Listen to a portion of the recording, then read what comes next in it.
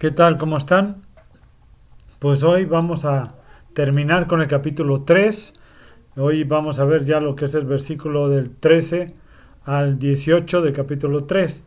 ¿Sí? Ahí está Santiago, ¿sí? Estudio bíblico de Santiago, es la clase número 8. ¿De acuerdo? A ver, déjeme aparecer por acá. Y ahí estoy. Ok, entonces vamos a ver lo que es el capítulo 3, lo que es ya el último eh, parte del capítulo 3, que son los versículos de 13 al 18. ¿De acuerdo? Es la relación entre la sabiduría y lo que es la conducta. Un pequeño resumen, ya vemos que siempre hacemos un pequeño resumen al principio. Bueno, en Santiago, acuérdense, del 1 al 12 hablaba acerca del cuidado que debemos de tener al hablar, ¿no? O sea, de la lengua, que pretende ser maestro a los que pretenden ser maestros de la palabra de Dios. Ahora bien, del versículo 13 al 18 continúa hablando de los maestros, pero el hincapié ahora está no tanto en lo que se habla o en el hablar, sino en lo que hacemos. La tentación de los maestros por lo general es ser puramente teóricos y nunca hacer ponerla en práctica esa teoría, ¿no? Más bien, Santiago dice que esto no es suficiente, es necesario que los maestros muestren su sabiduría mediante su conducta. Así que los maestros de la iglesia deben enseñar tanto con palabras como con hechos, ¿sí? Deben de ser ejemplos de lo que enseñan. Habla acerca de la conducta de quienes han sabido poner freno a la lengua, lo que habíamos visto la semana pasada, y a través de su conducta muestran la sabiduría que proviene de Dios, o sea, de lo alto. ¿De acuerdo? Ahora, ¿cuál es el contexto de Santiago? De estos versículos de 13 al 18, acuérdense. Habla en su Biblia, busquen capítulo 3, versículos del 13 al 18, ¿de acuerdo? Y aquí vamos a ver que todo el capítulo 3 de Santiago habla acerca de los maestros de la iglesia. Del versículo 1, como habíamos dicho, acuérdense, hablaba de la palabra, ¿no? O sea, de lo que decían los maestros, de la lengua, ¿de acuerdo? Pero ahora empieza a hablar acerca del poder de la conducta, por lo que los maestros en la iglesia debían tener cuidado cómo se comportaban, ¿sí? Aunque los versículos del 3 al 18 constituyen un solo párrafo, digamos, se pueden hacer algunas divisiones. Por ejemplo, el versículo 13 tiene el argumento con respecto a la verdadera sabiduría.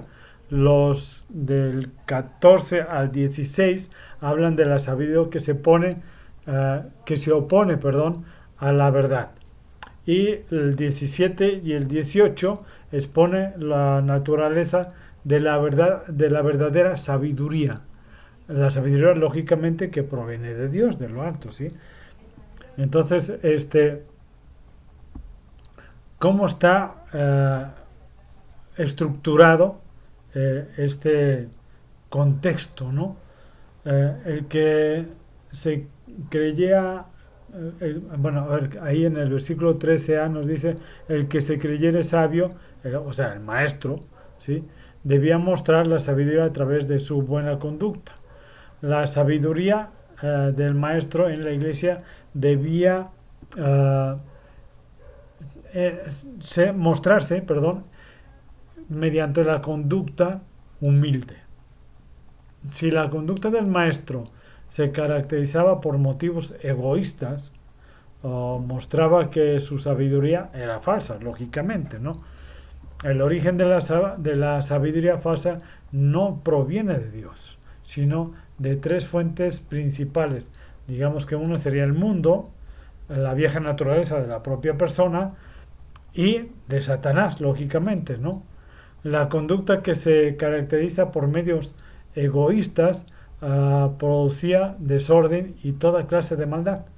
La sabiduría de Dios, por el contrario, se mostraba a través de la buena conducta personal, ¿sí? Y la sabiduría de Dios se mostraba a través de una buena conducta relacionada con el prójimo.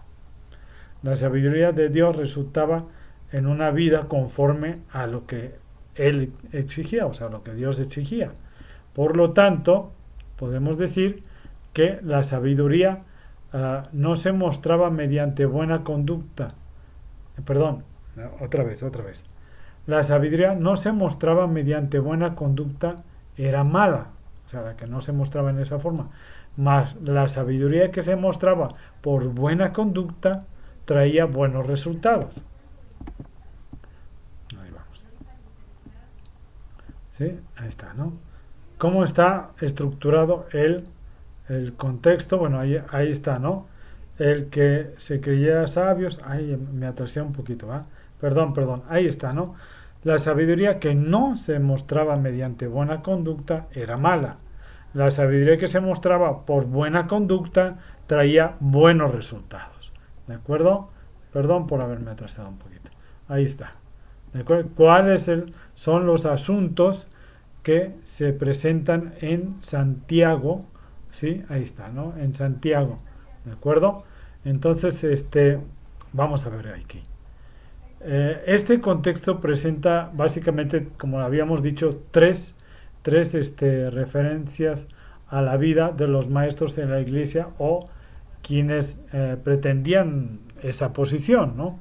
En el uno sería, pues, la primera más bien, sería aparentar en la iglesia que había muchas personas que deseaban o pretendían ser maestros. Santiago dice que los que pretendían ser maestros de los demás debían también ser maestros de ellos mismos.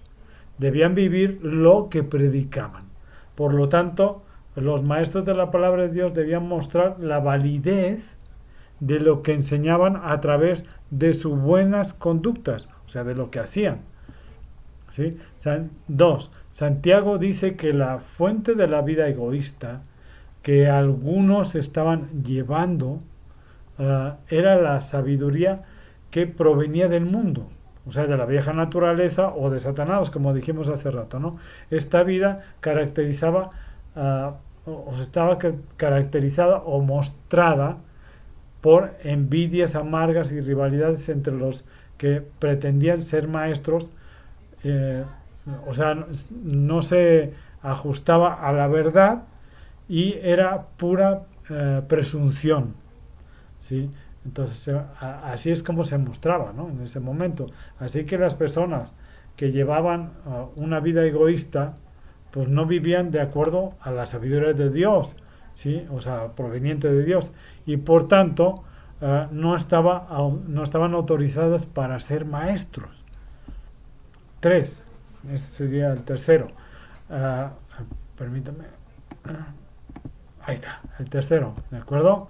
Si no, me voy atrasando. Santiago dice que la sabiduría que tiene su fuente en Dios se mostraba a través de una serie de cualidades positivas que la hacían evidente y deseable, ¿no? Por eso muchos también querían ser maestros debido a eso. El pensamiento de Santiago en este sentido se puede resumir en que las personas, o sea, los maestros que vivían de acuerdo con la sabiduría que proviene de Dios, lo evidenciaban en buenas relaciones con los demás. ¿De acuerdo? Ok. Ahora, ¿cuáles son los principios, que se derivan precisamente de esta parte, ¿no? De este contexto? Ok, vamos a ver que también son 3, ¿de acuerdo? O sea, todo como está dividido en 3 partes, por eso hay 3 contextos, 3 también 3 principios y 3 aplicaciones, ¿de acuerdo?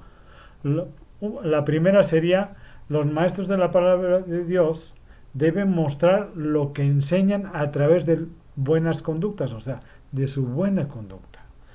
Esta verdad coloca sobre los hombres sobre los hombros, sobre los hombros de los líderes de la iglesia una altísima responsabilidad. No deberíamos pretender enseñar algo si primero no lo aprendemos nosotros mismos. Nuestra conducta debe evidenciarse en el mensaje que predicamos, o sea, en lo que enseñamos. Tiene cierta fuerza de verdad el dicho popular ese que dice: tus hechos hablan tan fuerte que no me dejan oír lo que tus palabras dicen. ¿Sí? 2. Vamos con el segundo. Los que llevan una vida caracterizada por motivos egoístas no están autorizados para ser maestros de la iglesia, ¿sí? Por cuanto es evidente que no han aprendido la sabiduría de Dios, ¿no? La fuente de una vida egoísta es la sabiduría que proviene del mundo, ¿sí? O sea, lo que habíamos dicho, ¿no? O sea, nuestra antigua naturaleza y de Satanás. Y esta sabiduría sigue un camino opuesto totalmente, ¿sí?, a la sabiduría de Dios. Por lo tanto, expone pensamientos puramente humanos o humanistas. ¿Sí? Sí, captan ahí. Ok. 3. Los maestros en la iglesia viven de acuerdo con la sabiduría que proviene de Dios. Bueno, esos maestros lo evidencian con sus buenas relaciones con los demás. Santiago presentó una serie de características de la sabiduría que proviene de Dios, mediante las cuales muestra que ésta produce buenas relaciones. Así lo que dijo Santiago, o sea, es la sabiduría que desciende del cielo es ante todo pura y además pacífica, bondadosa, dócil, llena de compasión y de buenos frutos, imparcial y sincera, que no estaría ¿quién no estaría dispuesto a seguir a alguien que tiene esas características, ¿no?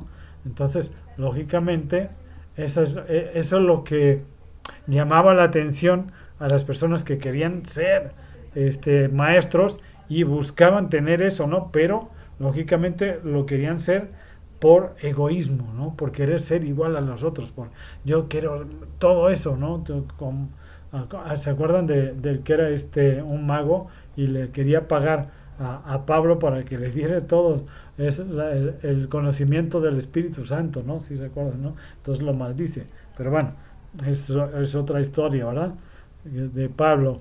Ok, vamos a ver Ay, no pasé las otras dos, ¿no? Ahí están las diapositivas, ahí viene. Y ahorita vamos a ver cómo se puede aplicar ya este principio de Santiago, ¿no? Entonces, vamos a ver cómo se aplica en un entorno ya más real, ¿no? A la vida nuestra, más cercano, digamos, a nosotros, ¿no?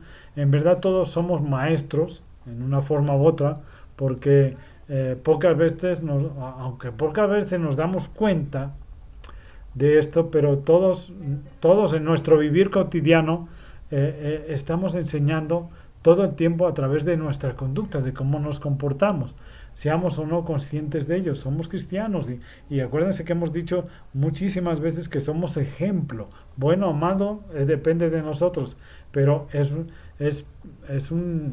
somos un ejemplo a los demás, ¿sí? Entonces debemos de recordar que, por ejemplo, como los padres, ¿no? Cuando enseñan a sus hijos en cada casa, ¿no? Es todo el tiempo, no es un momento, yo hoy sí te enseño, mañana no. No, es todo el comportamiento que tenemos diario con nuestros hijos, enseñan unas conductas de nuestros hijos, ¿de acuerdo? Los cristianos estamos enseñando todo el tiempo, además aparte de los creyentes de la iglesia, ¿sí? También a los demás que están fuera de ella y que nos ven, ¿sí? O sea, ahí vemos que nuestra conducta puede ser motivo tanto de buenas cosas como de malas, dependiendo de cómo nos comportemos, ¿sí? Tal vez hay algo de verdad en el dicho popular, dime con quién andas y te diré quién eres, ¿no? No necesitamos ser grandes pedagogos, ¿sí? Para enseñar, mientras nuestra vida es carta leída, ¿no? Es una carta que cualquiera puede leer. ¿Por qué? Porque nos está viendo y nos está observando y está viendo cuál es nuestra conducta, ¿de acuerdo? En especial, los maestros de la palabra de Dios deben mostrar su sabiduría a través de su buena conducta, tanto personal como en las relaciones, con los demás, ¿de acuerdo? Ahora bien, la segunda sería: los que somos maestros en la iglesia debemos evaluarnos para decidir si de veras hacemos cambios en nuestra conducta y que no concuerdan realmente con el mensaje que estamos predicando, ¿no? O sea, con lo que estamos enseñando, porque muchas veces enseñamos, pero para que tú lo hagas, no para que lo haga yo, ¿no? Entonces no es así. O sea, hay en la vida algunas características que deben mostrar la sabiduría que es de lo alto, ¿no? Porque si no, mostraríamos una sabiduría terrenal, puramente humana, diabólica, que incluso puede dañar a la persona que nos está escuchando, ¿sí? Y entonces estamos totalmente en contra de la palabra de Dios, porque estamos enseñando algo que va totalmente, o sea, 180 grados contraria a la palabra de Dios, ¿no? Entonces es la palabra de, como decíamos, ¿no? O sea, terrenal, humana, de Satanás, ¿no? Y tercera, debemos, o sea, los que somos maestros en la palabra de Dios o que enseñamos la palabra de Dios, debemos evaluar los efectos que estamos haciendo o causando en los demás. Debemos ver cómo está afectado positiva o negativamente nuestra predicación y nuestra enseñanza a las demás personas, porque si no, entonces lo que estamos ocasionando es maldad, o estamos ocasionando un daño en las personas que nos están escuchando. Y eso, ahí sí, deberíamos de entender que estamos mal, ¿sí?